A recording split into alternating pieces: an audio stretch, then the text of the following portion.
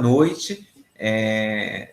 Né, quero desejar uma boa noite para vocês, uma feliz semana, e que nesses tempos de dificuldade, né, não vou dizer para vocês que está fácil, mas que a gente consiga ter um bom aproveitamento aqui da questão acadêmica, da questão jurídica, porque embora sejam tempos de desafios, que eu também nunca tinha dado aula online, mas eu tenho visto isso como um ponto positivo, né? Claro que eu prefiro a aula presencial, isso aqui me dá 3 vezes mais trabalho do que ir aí dar aula lá na UniFCV, mas tem sido legal essa experiência das aulas online. Não vai ser o resto da vida, mas nesse período de quarentena, nesse período de coronavírus, eu acho que é a melhor alternativa para nós, professores, e para vocês como corpo docente, porque até o presente momento não está sendo perdido o calendário, né? E vocês que são formandos, eu acho que é bem importante não perder calendário, porque quando eu fiz direito na UEM, eu passei por aquelas 2 greves de 6 meses e depois a outra de 3 meses, e com isso eu perdi 1 ano no final, né? Então, vocês que são quintoanistas, eu acho que vocês estão ainda todos estão no lucro, mas o 5º ano principalmente, porque, quer dizer, o coronavírus vai passar, gente. Mais dia ou menos dia, mais mês ou menos mês, ele vai passar. E vocês são formandos desse ano, né? Tipo, terminam esse ano. Então, como não estão perdendo o calendário, com certeza, vocês vão pular grau na época oportuna.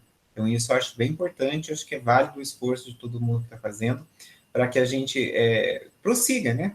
Ainda que seja ainda o mês de abril inteiro, não sei como é que vai funcionar maio. Eu acho que a questão das provas, não sei, eu vi que a Priscila também já mandou no grupo para vocês, que então no primeiro bimestre a gente vai ter só a nota do trabalho, depois vai repetir a nota da prova do segundo bimestre para os 2 bimestres. Eu acho que isso ajuda, facilita para o aluno, né, que é um problema menos para quem não vai poder fazer prova presencial agora nesse mês, né? Que, querendo ou não, as nossas avaliações eram agora no final de abril. Então, isso tudo é importante. Olharam no Moodle os slides que eu postei? Eu estou com eles abertos aqui e vou seguir eles, embora, quer dizer, eu descer, hoje de manhã eu estava sem, adivinha o que eu estava sem? Eu estava sem o Código de Defesa do Consumidor, que estava lá no carro, mas daí eu desci agora há pouco e busquei, porque tem algumas coisas importantes para a gente falar do CDC. Então, a aula 5, ela está postada lá no Moodle, tem lá o link do Google Meet dessa aula, que depois eu vou postar ela gravada, né, se der tudo certo a gravação. E coloquei o link lá também para que vocês possam estar acessando o Código de Defesa do Consumidor direto lá do Planalto do Senado, né, que está atualizado. Eu já preciso fazer eu deveria fazer uma errata, na verdade, devia tirar o material e consertar e postar de volta, mas como não deu tempo, eu fiquei a tarde toda fora, vai ter um slide ali que a gente vai estar, aquele slide são os artigos 8º, artigo 9º e artigo 10º. E lá naquele slide, é um slide que já estava pronto, deve estar pronto de 2016 ou 2017. O artigo 8º teve uma reforma não, teve uma lei de 2017, a 13486, que desmembrou o parágrafo único em parágrafo 1º e parágrafo 2º. Então, nos slides ali, no material que eu postei, isso aí está desatualizado. Boa noite, pessoal. Está desatualizado e lá consta apenas artigo 8º com um parágrafo único. Então, acessem ali pelo link, ou se você tiver com o VADME, com o CDC, que já seja depois de 2017, vai estar atualizado. Então, já estou fazendo essa errata, não sei se eu vou arrumar o material ou não vou arrumar o material, porque, quer dizer, se alguém já imprimiu, também não adianta lá muita coisa. Mas, então, já fique essa informação agora, que a hora que a gente chegar ali nesse slide que eu estou dizendo, aí a coisa fica certa, que eu devo ter pego aquele quadro de 2016 ou 2017. Daí, na preguiça de digitar os artigos de novo, acabei aproveitando o quadro. Então, a hora que chegar nisso, eu mostro para vocês, mas se vocês estiverem com a legislação atualizada, vocês vão ver que já o parágrafo único foi desmembrado em parágrafo 1º e parágrafo 2º, mas já a gente vê isso. A aula passada, a gente conversou, se vocês forem me acompanhar aí pelo slide, eu até repeti aquele quadro que começava a aula passada. Por quê? Aquele quadro, na aula passada, nós falamos de princípios gerais do CDC. Então, princípios gerais no Código de Defesa do Consumidor. Hoje, nós vamos falar de direitos básicos do consumidor no Código de Defesa do Consumidor. Depois ainda tem princípios específicos e princípios complementares. Os princípios específicos e os complementares é pouca coisa. Então, pelo andar da carruagem, que foi a aula no 5º ano matutino, eu acredito que a gente vai, no máximo, avançar aí no primeiro, segundo inciso do artigo 6º, que são os 2 primeiros direitos básicos do consumidor. Então, eu acredito que na quarta-feira que vem, a gente vai terminar essa aula dos direitos básicos do consumidor e vai encerrar princípios, tanto os específicos quanto os complementares. Então, estou fazendo essa explicação para você entender de onde a gente está partindo, o que vai acontecer nessa aula hoje. Então, o item 1, eu marco ali como sendo introdução. E daí, se você tiver com o slide aberto, você vai pensar assim, nossa, mas o Juliano, toda a aula, ele fala a mesma coisa, ele começa no mesmo ponto. Não é que eu começo no mesmo ponto.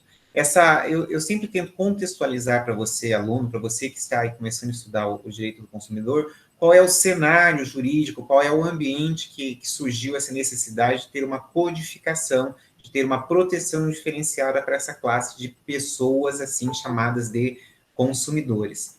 Então, pode ver aí no slide 1, que eu estou te lembrando mais uma vez que através dos meios de produção de massa que aconteceram depois da Revolução Industrial, depois da Revolução lá da questão do carvão e do aço, foi-se necessário fazer uma legislação ou qualquer outra coisa nesse sentido que viesse o que era equilibrar aquela relação entre, eu vou chamar já de fornecedor e consumidor, mas na verdade era quem fabricava, né, e as pessoas que queriam consumir. Então, desde essa época aí que começamos a fabricar em escala, né, aqui no Brasil, especialmente depois da Segunda Grande Guerra, então foi-se necessário criar uma legislação que viesse a proteger, que viesse a equilibrar essas relações jurídicas. A gente tem que pensar que o direito, ele sempre busca, a gente fala em equidade, né, mas eu acho que não é bem equidade, a gente busca um equilíbrio, né, então a gente, porque, na verdade, a equidade é tratar os desiguais de forma desigual, para que todos tenham os mesmos direitos. Então,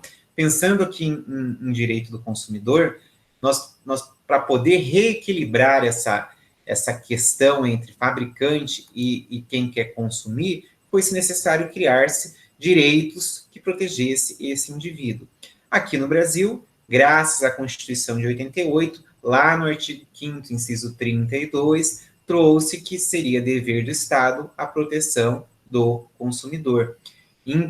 Estando isso inserido na Constituição, então os direitos do consumidor, que para o ordenamento jurídico brasileiro, ele é entendido como um direito fundamental.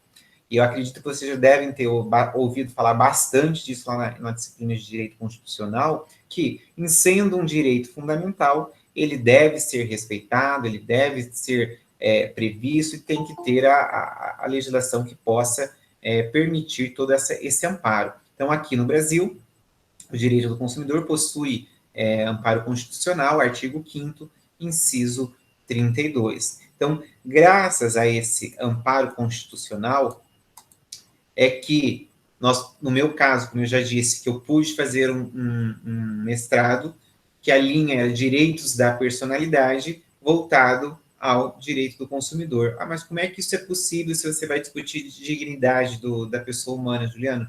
Isso é possível porque, em sendo o direito do consumidor um direito fundamental, então, se é um direito fundamental, a dignidade da pessoa humana também é um direito fundamental, então fica tudo mais ou menos na mesma linha de raciocínio, e por isso que é possível você fazer uma dissertação de mestrado numa linha de direitos da personalidade e tratando-se de direito do consumidor. Tanto isso é verdade que o próximo slide eu mostro ali que o Carlos Alberto Bittar, ele divide os direitos básicos do consumidor em duas espécies: os direitos básicos materiais e os direitos básicos, que ali eles chamam de instrumentais. Eu vou chamar de processual. Por quê? Os direitos básicos materiais, então, o material é a lei, é aquilo que já foi legislado, aquilo que já está certo, aquilo que a gente quer, na verdade, aplicação. E o direito instrumental, que ele chama ali, eu vou chamar de direito processual, por quê? Os instrumentos para que você consiga fazer com que aquilo que foi legislado, aquilo que está pronto, seja realmente aplicado, seja realmente cumprido. Lá no mestrado, o Sesumar divide a dissertação, divide o programa de mestrado em parte material, metade das vagas é direito material, metade das vagas é direito instrumental.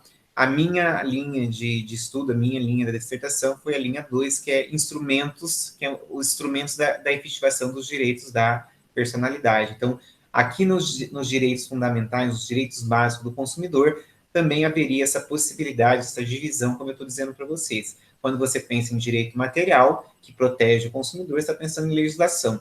Quando você pensa em direitos básicos instrumentais, você está pensando em instrumentalizar a possibilidade da aplicação daquele direito já legislado. Isso aqui é só apenas uma classificação para que vocês possam entender, e se puderem fazer essa anotação também é de muito boa valia.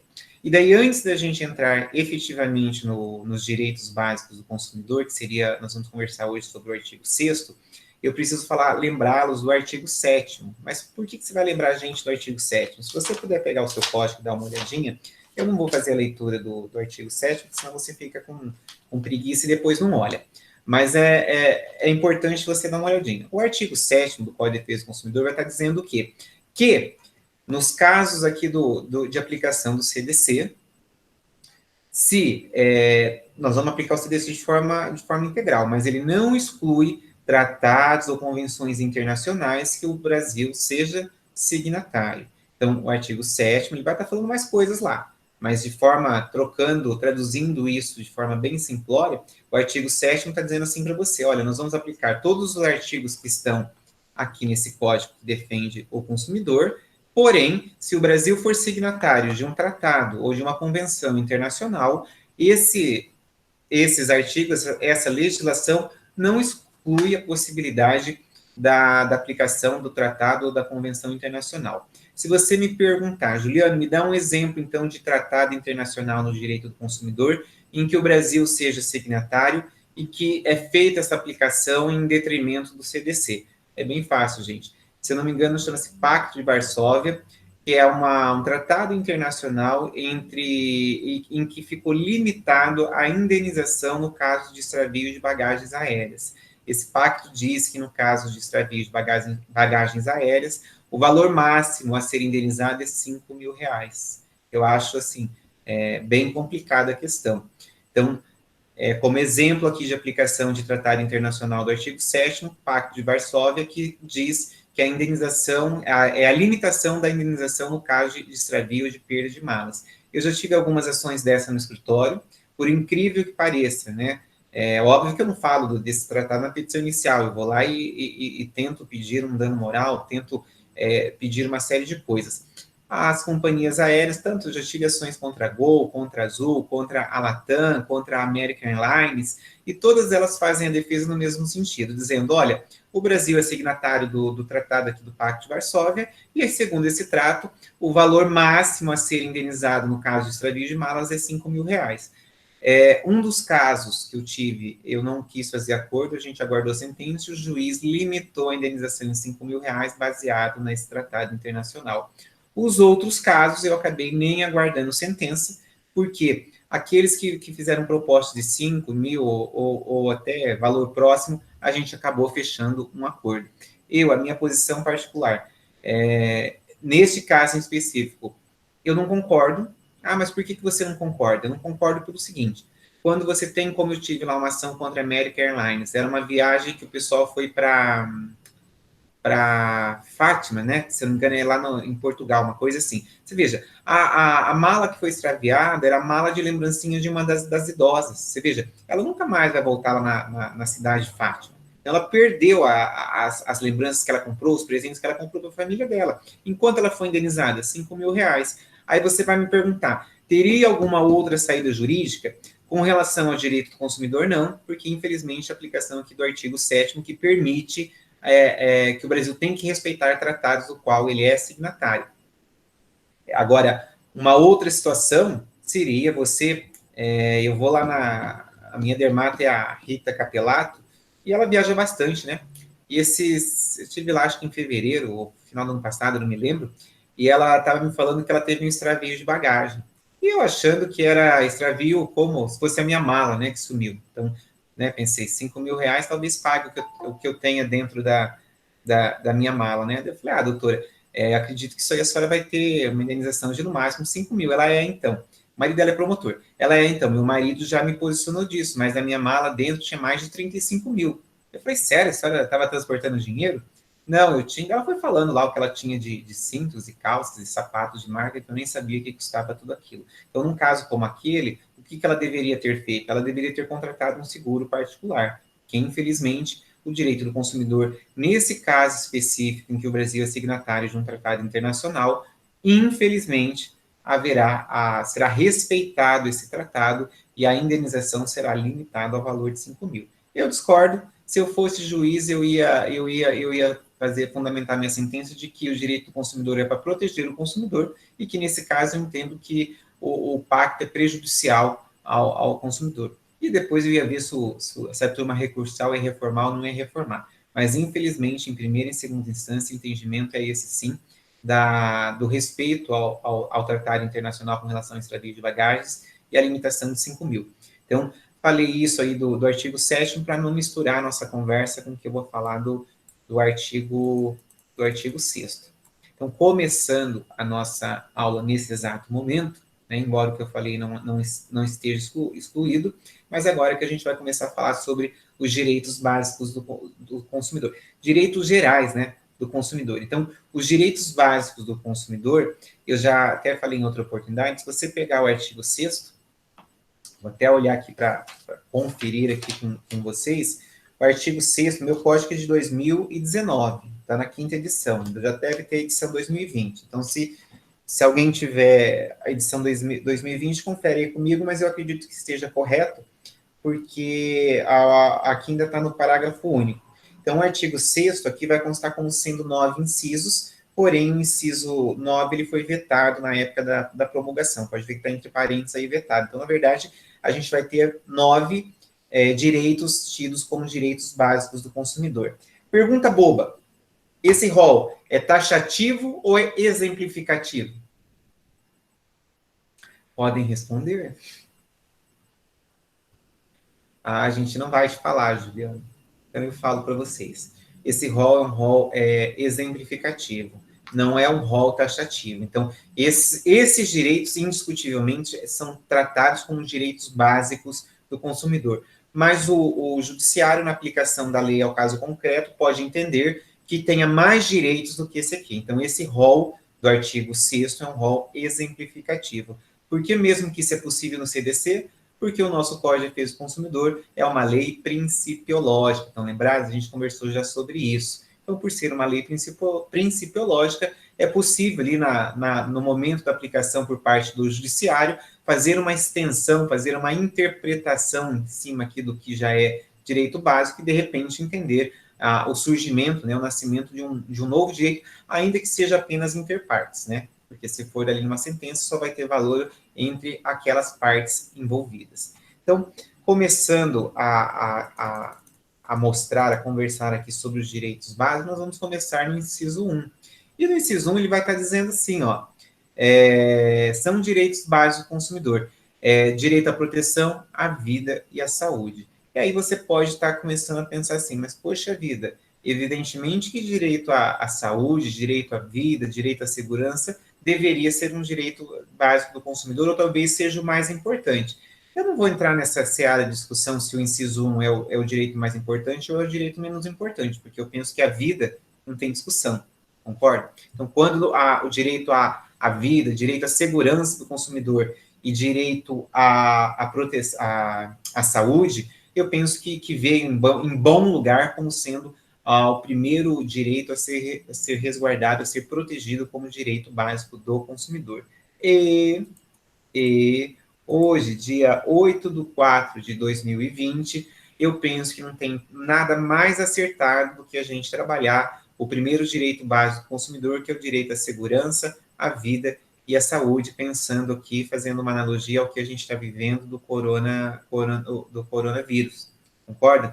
Que os estabelecimentos empresariais ou comerciais estão voltando a trabalhar, estão voltando a fazer a prestação de serviço, estão voltando a vender produtos, e nós temos aí o primeiro inciso do artigo 6º, que diz que é direito básico do consumidor, direito à segurança, direito à vida, direito à, à, à vida, segurança e à saúde. Então, pensando nisso, a gente vai conseguir conversar bastante coisas atuais relacionadas com esse primeiro direito básico do consumidor. Eu não vou seguir aqui, passar já para o inciso 2 nem nada, pelo seguinte: o direito à vida, à segurança e à saúde, se você estiver com o código aberto, você vai ver que os direitos básicos dos consumidores estão no capítulo 3º.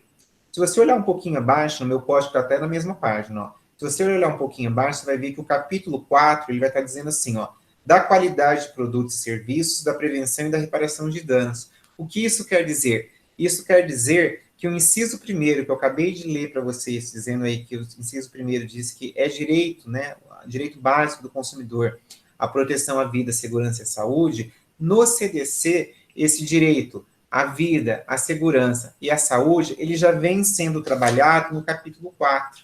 Então, eu vou partir aqui do inciso 1 e vou passar para o capítulo 4, por quê? Porque daí já é a sequência, depois a gente retoma ali o inciso 2. Então, olhando aí para o capítulo 4, que o título dele diz assim, da qualidade de produtos e serviços e da prevenção de reparação de danos. Então, esse capítulo 4, ele está inserido aí no nosso Código de Defesa do Consumidor em respeito, em garantia ao inciso 1º do artigo 6º, que diz que é direito básico do consumidor, direito à segurança, à vida e à saúde.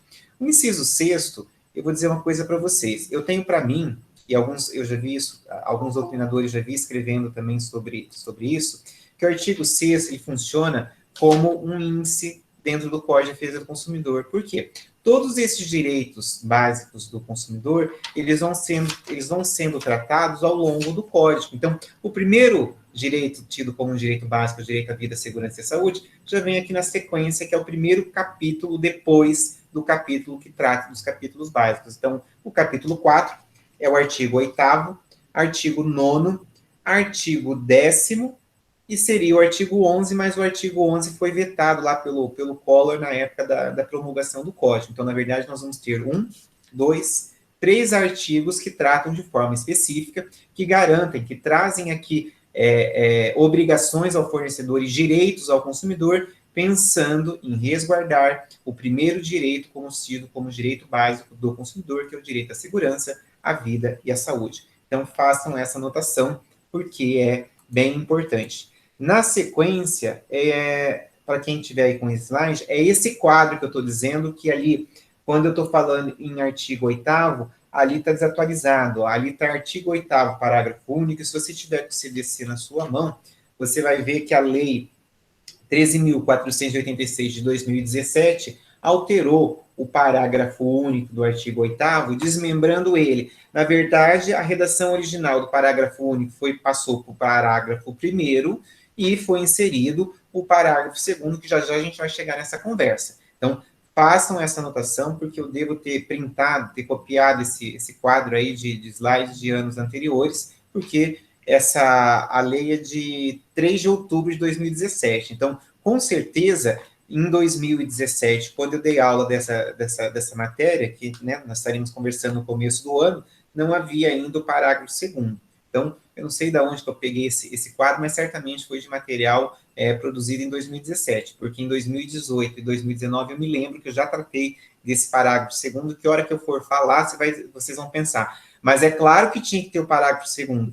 E eu me lembro que em anos anteriores, quando eu falava disso, os alunos davam até risada, diziam assim, mas que absurdo o que trata o parágrafo 2º. Então, calma lá. Vamos voltar aqui no caput, então, do artigo 8º, porque é o primeiro artigo que trata aqui da questão da qualidade de produto e serviço e prevenção e reparação de danos, que comunga aqui com o inciso 1º do artigo 6º. Então, o artigo 8º diz assim, os produtos e serviços colocados no mercado de consumo não acarretarão riscos à saúde e à segurança dos consumidores, exceto, então tem uma exceção, os considerados normais e previsíveis em decorrência de sua natureza e fruição, obrigando-se os fornecedores, em qualquer hipótese, a dar as informações necessárias e adequadas a seu respeito. Então, vamos conversar um pouquinho?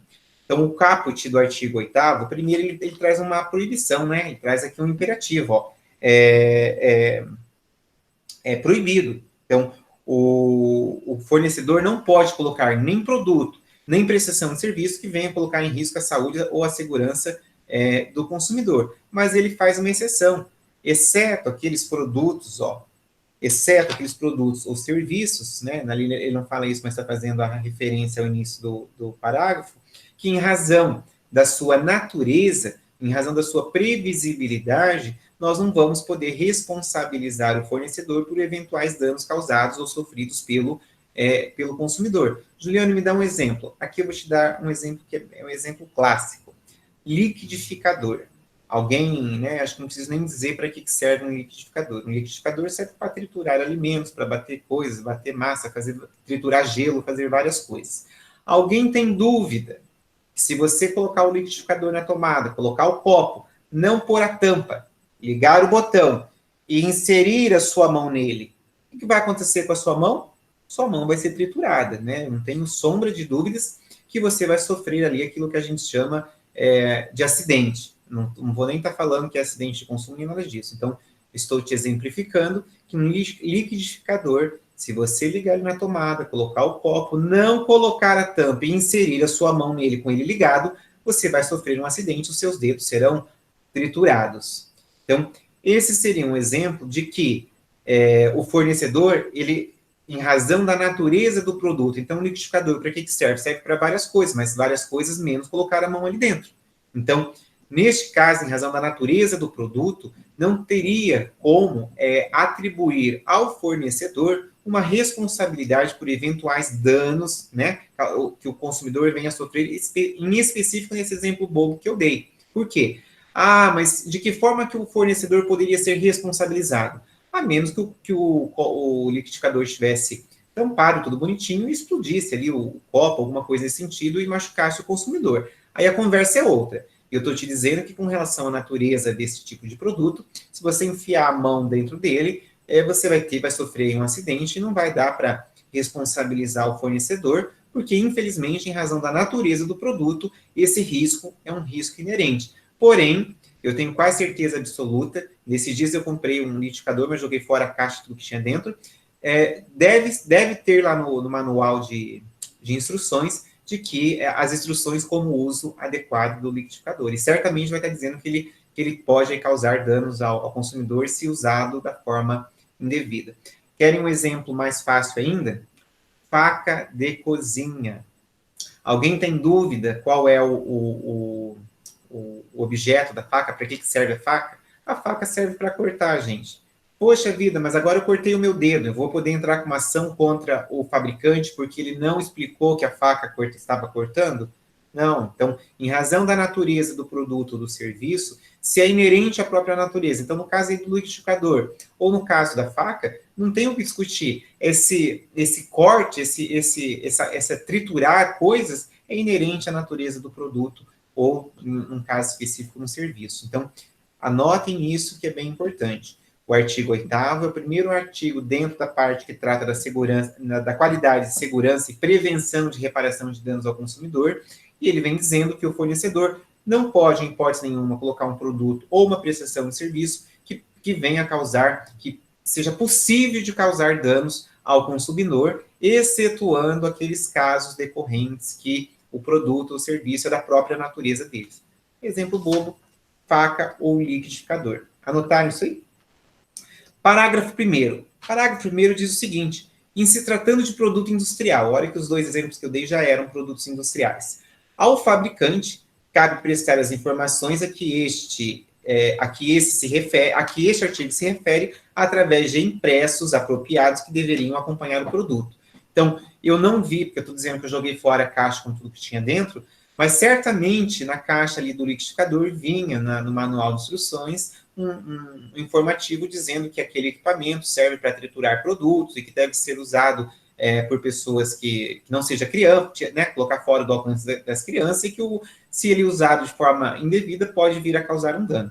Certamente tem isso. Faz muito tempo que eu também não compro faca, né, e faca normalmente nem vem na caixa, até porque é indiscutível qual é o dever, qual é a função aí de uma faca, mas certamente, se você procurar aí no site da Tramontina, achar lá facas para churrasco, você vai encontrar na descrição do produto que o produto tem uma lâmina afiada e que ela tem a destinação ao corte. Então, não é uma questão de resguardar o fornecedor, mas é uma questão de natureza do próprio produto.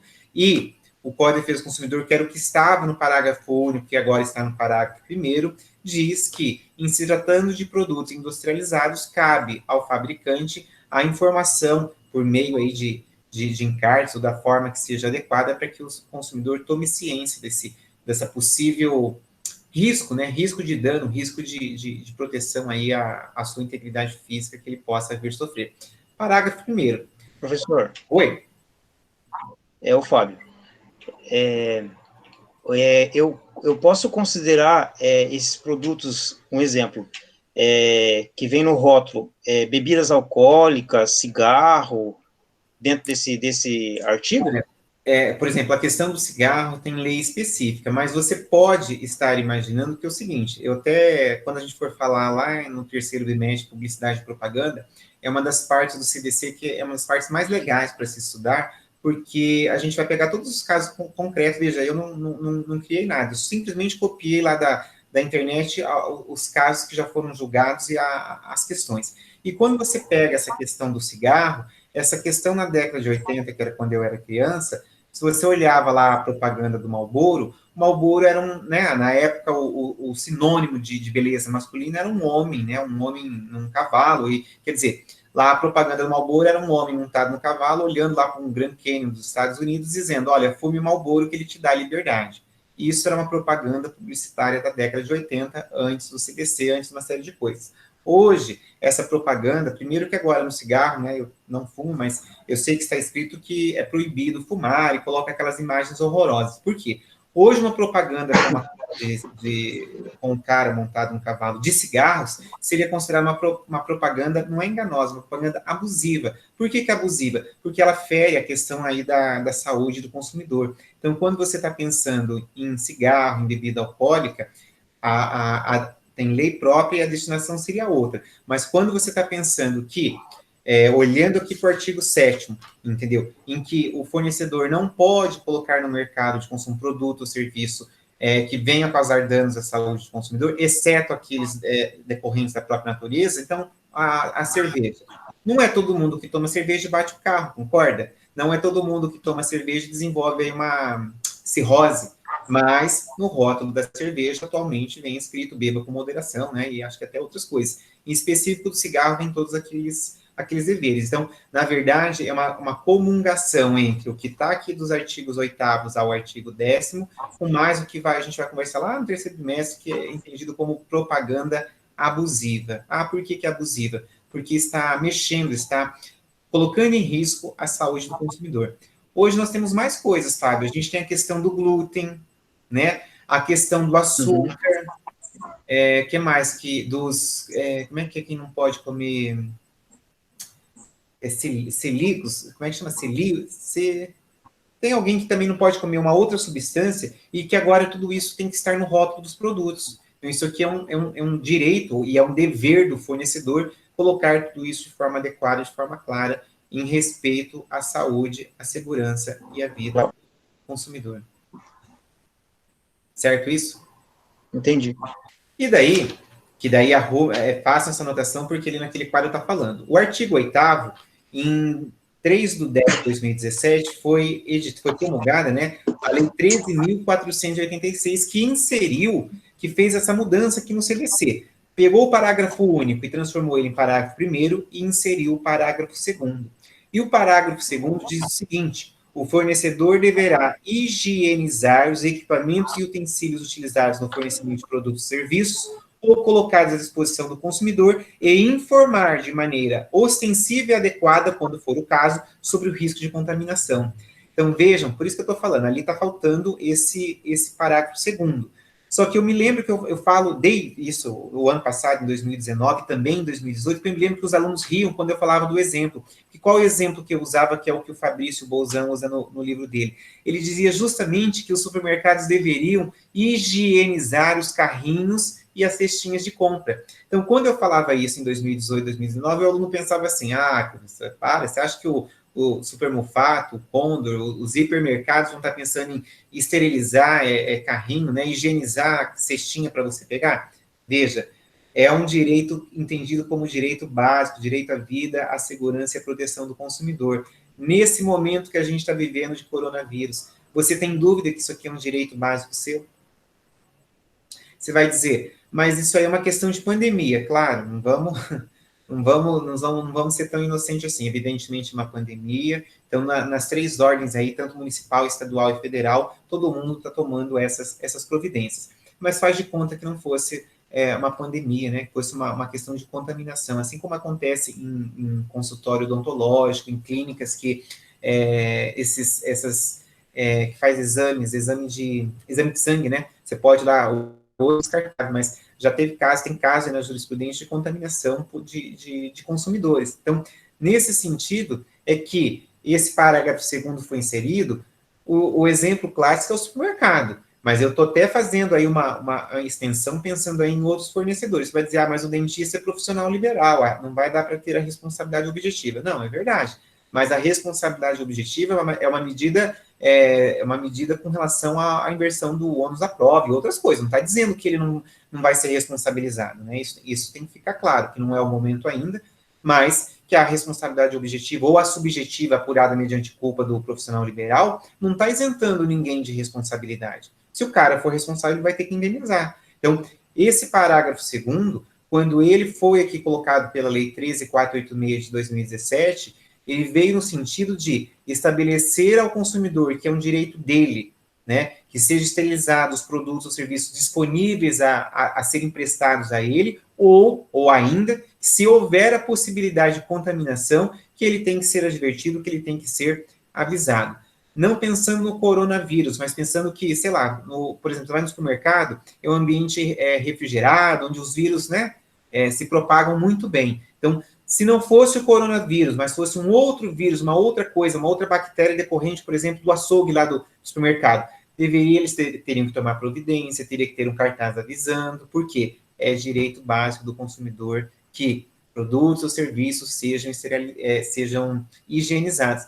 Vocês querem ver onde é que foi a aplicação disso? Não sei se vocês compram carne em mercado ou em açougue, não sei se vocês se lembram, tinha uma máquina que passava o bife, né? Era tipo, batia o bife, não sei se vocês lembram disso. Não tem mais. Por que não tem mais? Não tem mais em respeito a esse parágrafo 2º. Por quê? Porque aquele tipo de máquina, ela não era higienizada, ela não era limpa quando colocava lá o seu bife, a sua carne. Então, passava lá o que vendia para mim, ali de repente podia sentar uma mosca, alguma coisa, e depois, ou ter uma contaminação por bactéria, ou por qualquer outro corpo esquisito ali, e depois ia você, que era também consumidor, ia comprar, e seu bife era contaminado ali, porque a coisa não tinha uma higienização adequada. Podem ver que não tem mais. A menos que você compre num açougue de vila, alguma coisa nesse sentido, e que ele também tem isso aí lá dentro. Mas em mercados eu tenho certeza absoluta, porque eu já reparei, e é em respeito a esse parágrafo 2º, que diz que produtos e serviços dispostos, né, expostos ou colocados aqui à disposição do consumidor, eles devem ser higienizados, ou que deve ter a informação clara e ostensiva para o consumidor de que existe o risco de contaminação. Então, ficou claro que o parágrafo 2º? Ninguém fala nada? Devem ter deixado a tela aberta e foram assistir a novela? Conversem aí comigo. Sim! Ô louco, sim, foram assistir a novela? Não, assiste a aula aqui comigo, que é importante. Ficou claro. É importante, porque senão depois vocês não vão querer voltar nessa matéria e a gente está andando com o calendário com a matéria. Artigo 9º. Mas você vai ficar lendo os artigos? Não, são só 3 artigos que tratam aí da questão da segurança e saúde do consumidor.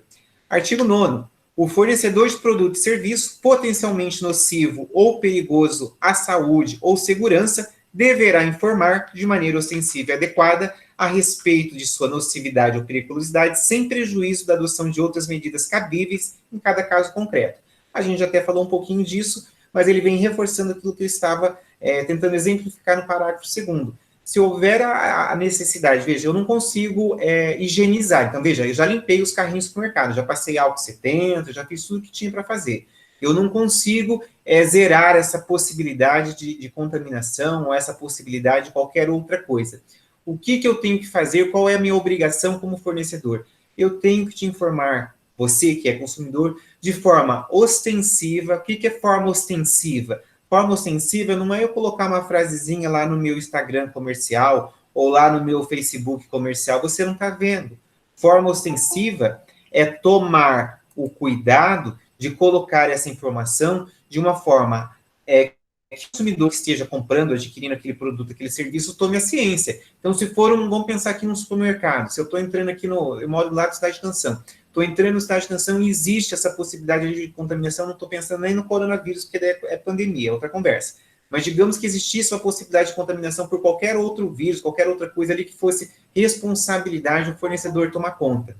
O que ele deveria fazer? Ele deveria tomar as medidas de segurança de acordo com o parágrafo 2º do artigo 8º e, em respeito ao artigo 9º, teria que colocar cartazes, teria que colocar panfletos, teria que abordar o consumidor na porta, dizendo, olha, cuidado, se você estiver passeando aqui dentro, por exemplo, você pode ser contaminado. Vejam que parece absurdo isso que eu estou falando aqui no Brasil, não tanto agora por causa do coronavírus, mas vejam que a questão lá do Japão da contaminação do Covid-19, ela foi menor, porque a cultura deles é que na primeiro sintoma de gripe, a pessoa ela já coloca máscara para ela não transmitir a gripe para outra pessoa. Nós não temos essa cultura no Brasil.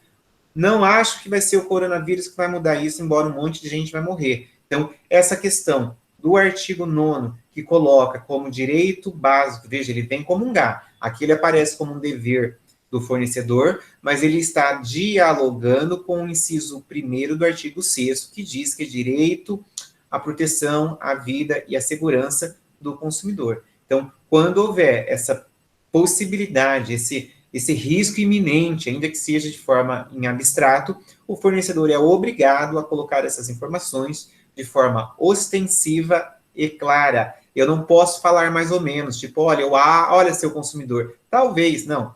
Veja, existe o risco, sim, a gente está tomando as providências, mas eu não consigo te colocar dentro de uma bolha. Juliano, eu posso aplicar isso aqui o que está acontecendo agora no Covid-19? Não, eu não posso fazer uma aplicação desta maneira. Por quê? Porque é um caso de pandemia. Então, eu não fui no mercado ainda, mas já vi no jornal falando, vi até gente postando foto, que no Cidade de Canção eles instalaram aquelas barreiras de acrílico entre o caixa e os clientes. Eu achei bem válido pelo seguinte, já imaginou se eu vou ali, o caixa tosse em cima de mim e eu pego o Covid-19 deles? Eu poderia invocar ali uma responsabilidade do fornecedor? Olha que situação complicada. Por isso que eu digo, na questão de pandemia eu acho difícil, porque nenhum juiz vai atribuir essa responsabilidade ao fornecedor. Mas se não fosse uma questão de pandemia, uma questão de saúde pública, como é o Covid-19, talvez se você conseguisse fazer essa prova, eu poderia vir aqui fazer essa responsabilização, hein? Por quê? E daí, veja, entra numa outra esfera de discussão. Mas o funcionário doente é obrigado a trabalhar? Penso eu que não, podia apresentar um atestado, né?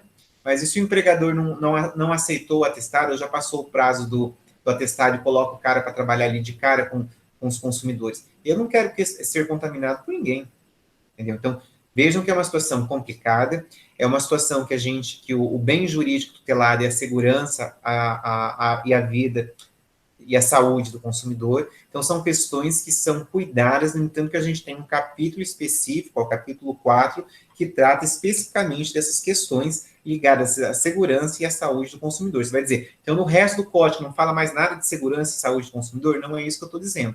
Eu estou dizendo que nesse capítulo 4, ele trata de forma específica o paralelo com o inciso 1º. Em outras circunstâncias, em outras passagens do CDC, nós vamos encontrar sempre artigos, sempre dispositivo protegendo o consumidor, que é o ente mais fraco dessa relação. Mas por que a gente vai proteger ele? Porque a gente quer tornar essa relação o quanto mais igualitária, o quanto mais equilibrada. Então, o artigo 9º traz aqui um dever ao fornecedor e um direito do consumidor. Pode ver que a gente sempre trabalha direito e dever, porque a gente está falando hoje de direitos básicos do consumidor. Artigo 10º, para a gente fechar essa questão do inciso 1º do artigo 6º. O fornecedor não poderá colocar, olha, é um imperativo negativo, hein? Não poderá colocar no mercado de consumo produto ou serviço que sabe ou deveria saber apresentar alto grau de nocividade ou periculosidade à saúde e à segurança. Então, olha que complicado que o legislador colocou aqui o fornecedor numa saia justa, porque ele diz o seguinte: não pode colocar produto ou serviço que você saiba ou que você deveria saber. Isso aqui, claro que ali tem até a questão penal envolvida, a questão criminal, mas aquele caso da cervejaria Baker, concorda? Você vai dizer, mas Juliana, aquele caso é um caso que está ainda sob investigação, que a gente ainda não sabe qual é a origem lá do etileno glicol. Não, é verdade, a gente ainda não consegue afirmar de onde, né, se foi uma sabotagem, se foi uma questão de um funcionário, quer dizer, isso aí está sendo investigado. Mas deixando a investigação de lado, olhando só para a questão aqui do problema, veja, não tem como o fornecedor, naquele caso, desvincular. Você vai dizer, mas ele não sabia que tinha a contaminação pelo etileno glicol. Não, mas ele não precisava saber, o Código de Defesa do Consumidor diz que é obrigação, que ou ele sabe ou ele deveria saber. Então, lá não é ainda bem isso, porque lá a gente, né, estão apurando e verificando que me parece que envolve ali uma questão de sabotagem industrial ou tem funcionário envolvido, alguma coisa nesse sentido. Mas olhando só para o lado do direito do consumidor, o fornecedor não pode, em hipótese nenhuma, colocar um produto ou um serviço no mercado que possa vir a causar danos à saúde ou à segurança do consumidor. Mas eu não sabia. Não é excludente de ilicitude ou excludente de responsabilidade do fornecedor nesse caso. Mais para frente, a gente vai ver quais são as únicas excludentes do fornecedor, mas aqui não é. Então, sempre vai haver a responsabilização do fornecedor se ele colocar um produto ou um serviço que ele deveria ou que ele sabia que poderia causar um dano aí à segurança ou à saúde do consumidor. Então, vejam que a gente tem um dispositivo legal que trata disso. Nesse momento de pandemia, acredito que não seja necessário nem invocar essa questão da relação de consumidor, porque eu acho que você consegue invocar a questão constitucional, que acho que é um direito maior até do que o direito do consumidor, mas em outros casos específicos você estaria fazendo aplicação aqui direta do artigo 8º, do artigo 10, do artigo 9º e do artigo 10º. O artigo 10, ele ainda tem 3 parágrafos. Vamos lá. Parágrafo 1º. O fornecedor de produto e serviço que posteriormente à introdução do mercado de consumo tiver conhecimento da periculosidade que apresentem, deverá comunicar o fato imediatamente às autoridades competentes e aos consumidores mediante anúncios publicitários. Então, o parágrafo 1º, ele traz aqui mais uma obrigação. Então, eu sou fornecedor, então digamos que eu sou lá da cervejaria Baker, eu não sabia que tinha a contaminação. Você vai dizer, mas você deveria saber. Olha, cerveja não é para estar contaminada com etileno glicol. Então, não se enquadra no caput, então, pera lá, o legislador veio e trouxe uma obrigação ao fornecedor. Então, a partir do momento, senhor fornecedor, que o senhor tomar conhecimento desse possível dano, dessa possível situação de machucar, de causar danos à saúde do consumidor, você tem que, olha a palavra, olha o imperativo, imediatamente. Então, eu não tenho que esperar, imediatamente eu tenho que comunicar às autoridades competentes. Então, lá no caso, sei lá, se você aqui em Maringá, uma contaminação de qualquer cervejaria dessa, tem que comunicar à Secretaria de Saúde, Vigilância Sanitária, Secretaria, de repente, até de Saúde Estadual, né, e outros órgãos competentes. Quer dizer, a gente vai ter que ver quem é competente para fazer essa fiscalização. E vejam que o parágrafo único diz que não adianta só avisar os órgãos de proteção, tem que avisar o consumidor. E, mediante aí os anúncios publicitários, seja Facebook, Instagram, televisão e rádio, tem que colocar o consumidor a par desse problema que possa vir a acontecer com um produto ou um serviço seu. Querem ver uma situação que também é comum? Várias montadoras já fizeram, não é isso aqui, mas dá para usar com relação à segurança e saúde. Várias montadoras já fizeram o que eles chamam do inglês recall, né? Aqui a gente fala recall, é o recall de veículos, já viram? Veículos que não acionam airbag, teve um daquele como é que chama aquele carro? Do CrossFox, para mexer no negócio do banco, cortava o dedo dos consumidores. Esses dias teve da Honda, para mexer também no cinto de segurança, não sei o que lá. Por que você acha que a montadora está fazendo uma coisa como essa? Porque ela é boazinha? Ela quer que você volte lá para a gente dar um cafezinho e ver se vende um carro novo para você? Não, senhor. Tem a parte específica que a gente vai ver lá para frente para tratar dessa questão do recall, mas como é que eles te informam disso? Eles te informam pelos meios de comunicação. Não passa uma propaganda no horário nobre lá na Rede Globo? Ah, Juliana, eu não assisto Rede Globo. Não, tudo bem, mas a grande população só assiste TV aberta. Então, na Rede Globo passa em horário nobre uma informação de que os proprietários dos veículos, chassis número tal a número tal, compareçam à concessionária para que façam a substituição lá dos itens da garantia ou de tudo mais. Sem entrar na discussão do recall, se é prazo, não é prazo, só pensando aqui na questão da informação. Você veja, eles vêm em respeito ao parágrafo 1º do artigo 10º, de que o quê? A partir do momento que ele toma ciência desse problema, desse risco à saúde ou segurança do consumidor, ele tem que informar as autoridades competentes e informar o consumidor. Pergunta boba. Veio lá, a Honda informou que eu deveria levar meu carro lá para fazer uma conferência no cinto de segurança e eu não levei. E sofri um acidente, o cinto de segurança desafivelou, eu me machuquei. Eu perco meu direito a discutir porque eu não levei o carro lá substituir as peças? Dormiram? Eu não perco o meu direito, entendeu? Então, o dever de informação está aqui no parágrafo 1º do artigo 10º, mas o fato de eu não ter conseguido levar o carro lá, eu não perco o meu direito de depois reclamar, o meu direito depois de buscar uma indenização, entendeu? Então, isso fique claro. Parágrafo 2º. Olha que interessante isso aqui.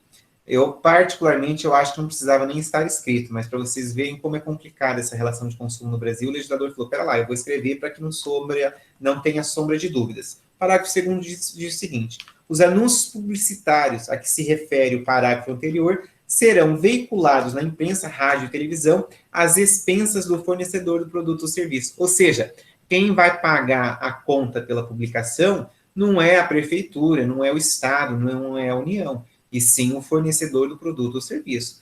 Eu penso que isso é uma situação que seria indiscutível, mas se está legislado aqui, é porque já teve, ou foi necessário isso aqui, ou para que não gerasse uma discussão maior ali do fornecedor, dizendo, não, mas isso aqui é dever do município informar, é dever do... Não é dever de ninguém não, meu querido. Você é fornecedor, então tem um problema aqui no seu produto ou na sua prestação de serviço, então você tem que, primeiro, informar as autoridades competentes, segundo, informar o consumidor, terceiro, quem vai pagar a conta dessa informação é você, eu não tenho nada a ver com isso. Então, está legislado, olhem aí no seu código, faça essa anotação, que depois, mais para frente, o dia que, né, um dia a gente vai fazer alguma avaliação ainda da nossa matéria, da nossa disciplina, isso aqui é uma boa pergunta, né? Pedindo para você indicar onde está o fundamento legal e por quê. Parágrafo 3º, para a gente terminar essa questão do inciso 1º. Sempre que tiverem conhecimento de periculosidade do produto ou serviço, a saúde ou a segurança dos consumidores, a União, os estados, o Distrito Federal e os municípios deverão informá-los a este respeito. Veja que aqui a gente podia até fazer uma analogia para a questão do Covid-19. Você vai dizer, mas isso é pandemia, é saúde pública. Não, é verdade, é pandemia, é saúde pública, mas se não fosse uma questão de saúde pública, uma questão de pandemia, tanto o município, quanto o Estado, quanto a União teria o dever de informar os consumidores sobre determinada circunstância, ou determinado produto que possa vir causar danos à sua saúde. O Covid eu não vou usar ele como exemplo, porque eu acho que não é a aplicação de direito aqui da questão, que isso aí está envolvendo já uma questão internacional, né? Então, eu acho que não é um exemplo aqui do parágrafo 3º. Mas se você pensar numa escala um pouco menor aí, não no Covid-19, você consegue fazer aqui a aplicação do parágrafo 3º, que diz que é dever dos estados, municípios, Distrito Federal e a União a fazer a informação aí direta ao consumidor se eles tomarem ciência de situação ou produto que possa vir ou comprometer a segurança e a integridade do consumidor. Então, voltando aqui para que não fique dúvidas do que eu estava falando. Nós estamos conversando sobre o primeiro direito básico do consumidor, que é o direito à segurança, à vida e à saúde. Onde isso é tratado no Código de Defesa do Consumidor é no capítulo 4, que tem o artigo 8º, o artigo 9º e o artigo 10º, que nós acabamos de tratar.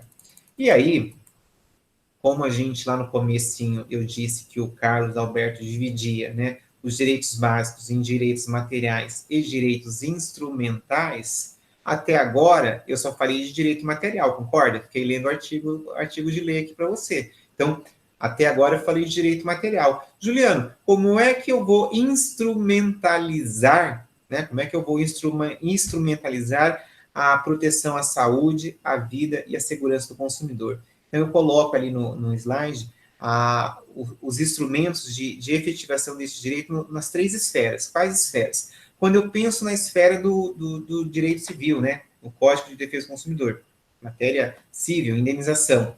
O código trata disso? Claro que o código trata disso. Se você estiver com o seu código na sua mão, ou se você não tiver, você anota.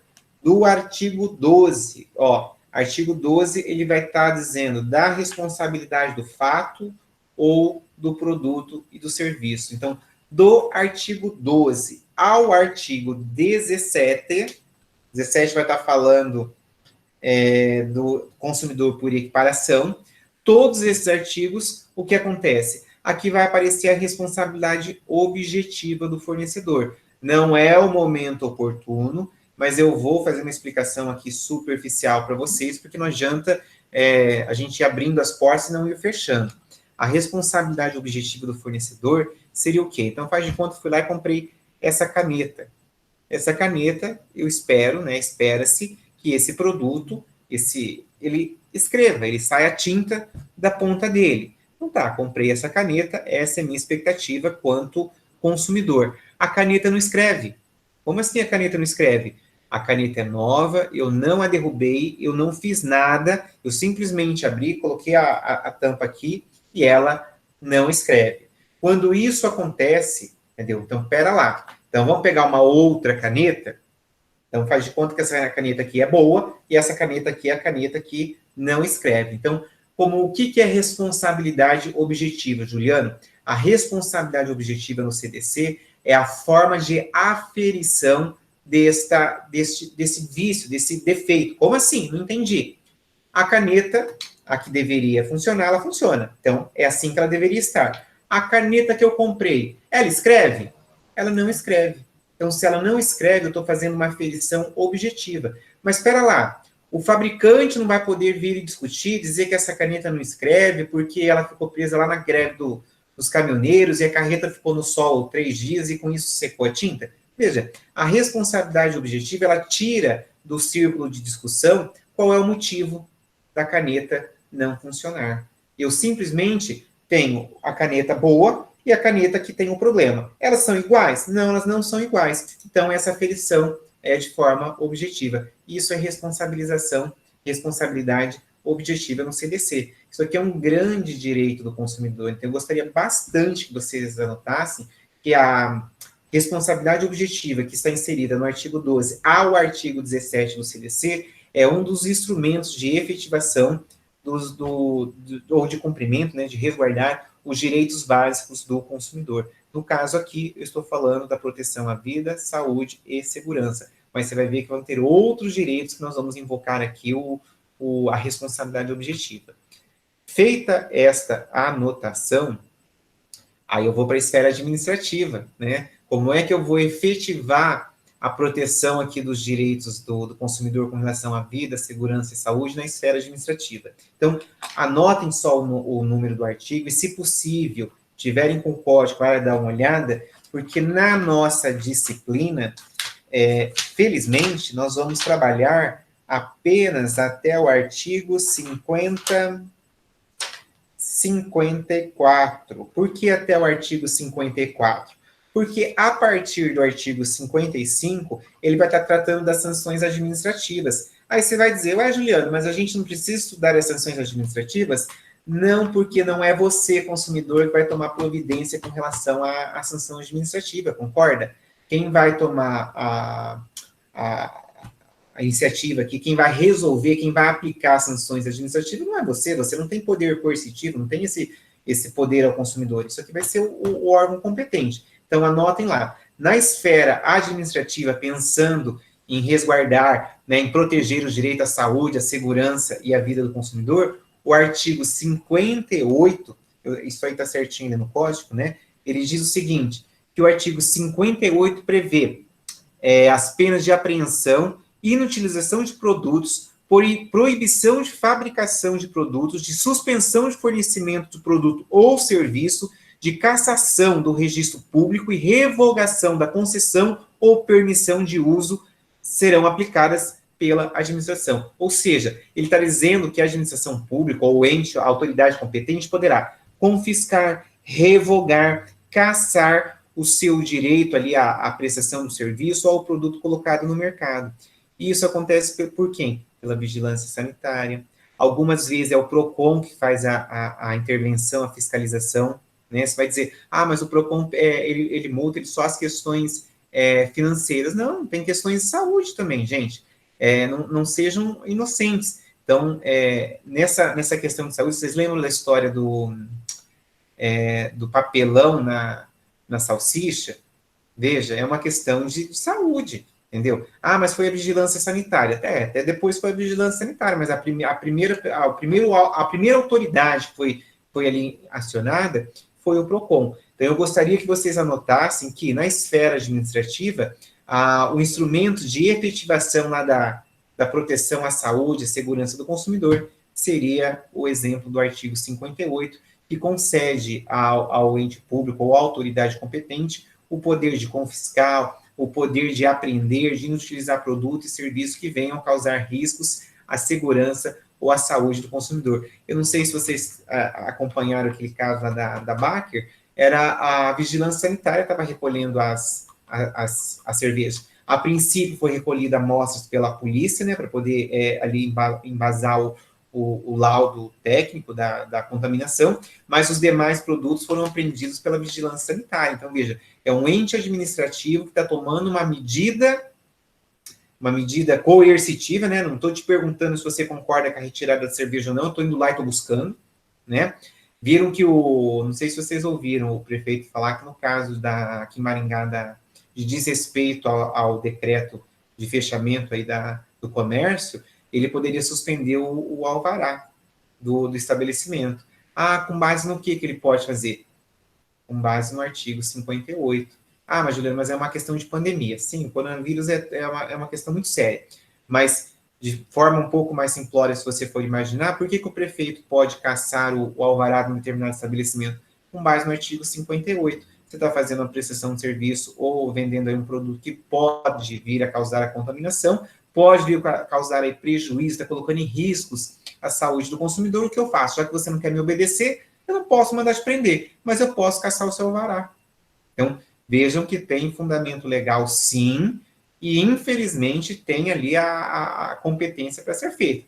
Mas o fornecedor depois vai entrar com mandado de segurança e vai anular. Olha, se vai anular, eu não sei. Eu sei que o embasamento daria para a gente buscar aqui pelo 58 do CDC. Não é um exemplo dos mais adequados aqui para estar pensando, né? Porque coronavírus é uma situação muito séria.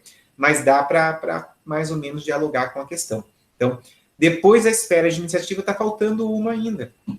Qual esfera está faltando, Juliano? A esfera penal.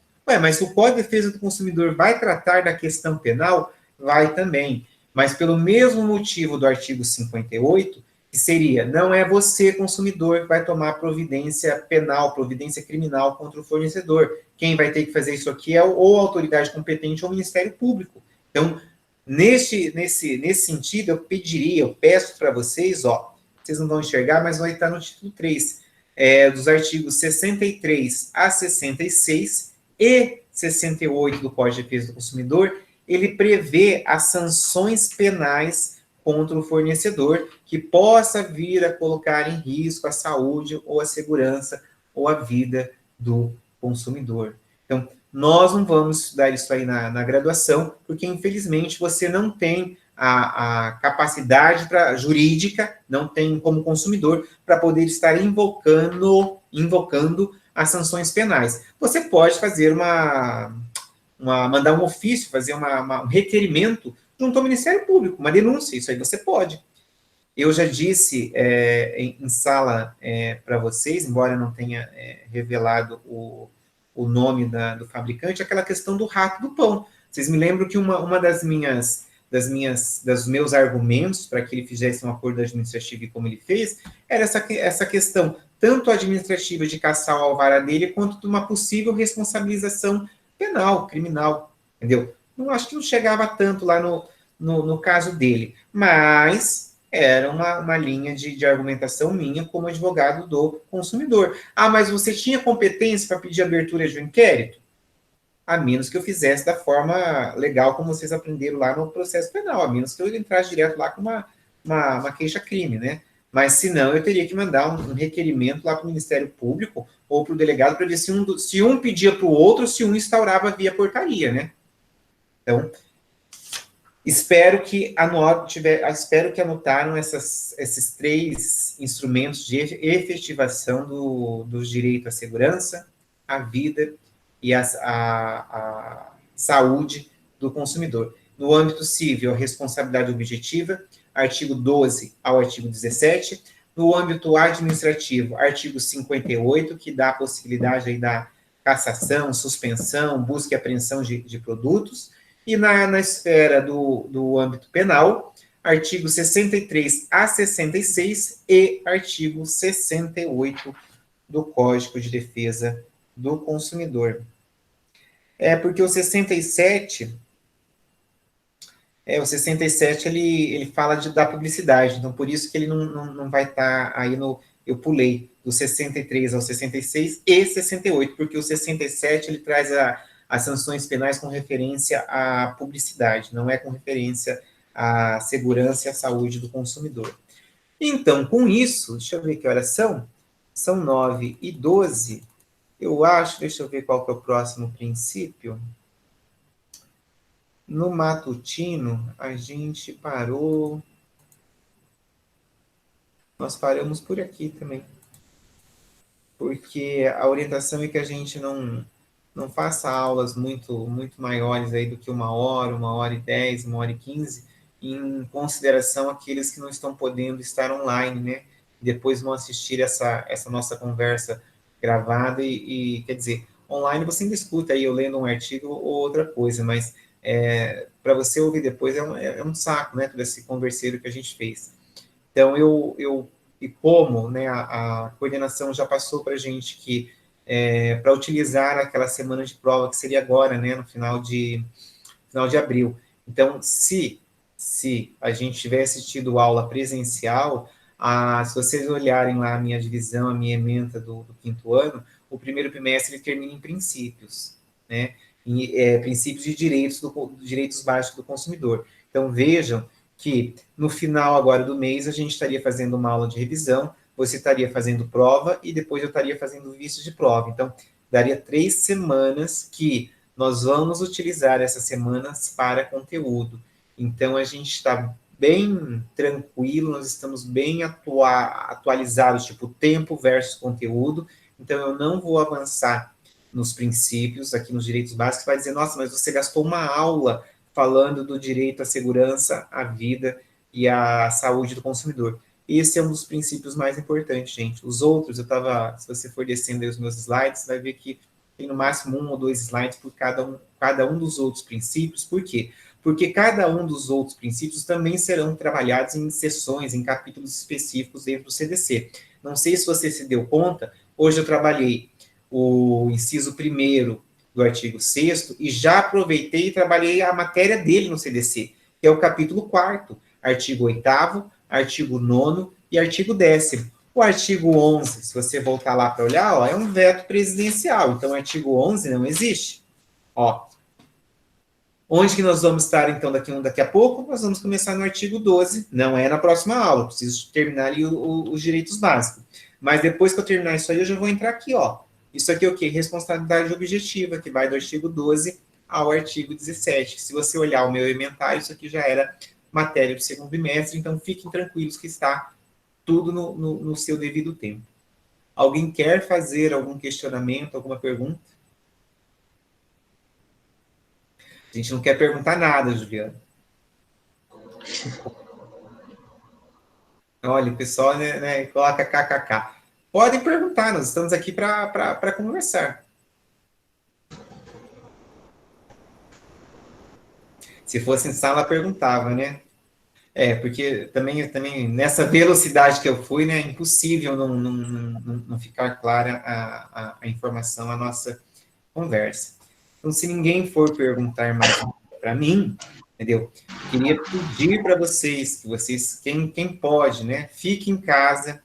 Queria desejar para vocês um bom feriado, embora, né, para quem está em casa, igual, um bom feriado de sexta-feira santa, que é essa semana, um bom sábado de aleluia e uma feliz Páscoa para vocês. Que nesse momento de dificuldade, eu me coloco inteiramente à disposição para o que você possa haver precisar de mim, tanto academicamente, juridicamente, quanto até se precisar de uma palavra de conforto, me mande ali um WhatsApp, um e-mail, que na medida do possível que eu puder te ajudar, você pode contar comigo. Eu penso que a palavra do momento deveria ser, ou deve ser, união. União de povos, união de população, união de professor com aluno, união, porque o Covid-19 está aí. Infelizmente, os meios de comunicação eles não trazem a posição correta, a informação adequada, e a coisa não é brincadeira. Eu sei que todo mundo está sofrendo, aí no começo da aula, eu fiquei até falando, antes de vocês entrarem, eu estava falando para o Fábio, o prejuízo material, o prejuízo financeiro é indiscutível, não é isso que eu estou discutindo, todos vamos perder, entendeu? Todos, não existe ninguém, acho que a única pessoa que está ganhando no supermercado e farmácia que está vendendo, o resto todo mundo vai perder. Então, nós não podemos, você vai dizer, mas Juliana, eu preciso trabalhar porque eu preciso receber a minha comissão para pagar as minhas contas. Gente, eu imagino que todo mundo tem que ter paciência e tem que ter bom senso na hora de cobrar, na hora de receber as coisas de quem está devendo, porque eu acho que, de uma maneira geral, eu acredito que, a menos quem tem dinheiro, quem é rico, eu acredito que todo o resto da população vai ficar devendo. Então, peço a vocês que se mantenham unidos aí como comunidade acadêmica, como acadêmicos, e que siga, né, na quarentena, para quem pode, e que me coloco à disposição, e a gente vai estar seguindo aí o calendário acadêmico, por permissão do MEC, e para vocês que são quinto anos, é a melhor coisa que podia acontecer. Quando eu digo melhor coisa, não é a pandemia, é seguir o calendário, porque, querendo ou não, vocês precisam se formar esse ano. E até o ano que vem não vai ter mais coronavírus, não vai ter mais nada disso, você vai abrir o seu escritório de advocacia. Feliz Páscoa para vocês. E vou postar a aula aqui, se deu tudo certo. É verdade, nós estamos todos no mesmo barco e não tem como correr. E daí vocês podem, se tiverem dúvida, podem ir me mandando por WhatsApp. Então, o trabalho bimestral, sabe aquelas questões? Não tem umas questões que foi feita em sala um dia que eu não fui ainda? Eu vou pegar ali de quem fez, porque eu acho que eu já tenho algumas aqui que eu preciso lançar. Vou lançar, é que não está podendo lançar no Jacad ainda por uma questão lá da faculdade, mas já eu vou lançar. E os que não tiverem feito, eu vou abrir no Moodle. Nós vamos resolver a questão do trabalho, entendeu? Fiquem tranquilos. Então, isso aí a gente ainda vai combinar e você vai ter uma nota aí com relação ao nosso trabalho, com relação a alguma atividade que a gente vai fazer ainda nesse nosso mês que ainda está longo. Beleza? Mas fiquem tranquilos que nesse momento difícil, que é um momento bem difícil, nós não, quando eu digo nós, eu já estou até falando em nome dos outros, ninguém vai aqui penalizar aluno por trabalho, por uma série de coisas. Nós temos que se manter unidos, temos que estudar, cumprir o calendário, que vai ser o melhor para todo mundo. Daqui a pouco a pandemia vai passar e as nossas vidas voltarão à rotina, e daí aqueles que não estão assistindo às aulas, aqueles que estão levando a coisa do jeito que querem levar, eles serão prejudicados, né? Embora as aulas estão sendo postadas, material postado, eu particularmente acho que a coisa, minha opinião, acho que a coisa está indo, da parte acadêmica, está indo muito bem. Não sei aí da parte de vocês, está muito difícil para estudar. Da minha parte, eu estou me esforçando e facilitando para que a gente tenha o conteúdo aí ministrado. Beleza? Até mais, então. Até quarta-feira que vem, que daí a gente segue ali com os direitos básicos do consumidor. Eu vou continuar falando do inciso 2º do artigo 6º, beleza? Boa noite. Até quarta-feira, então, a gente vai combinando.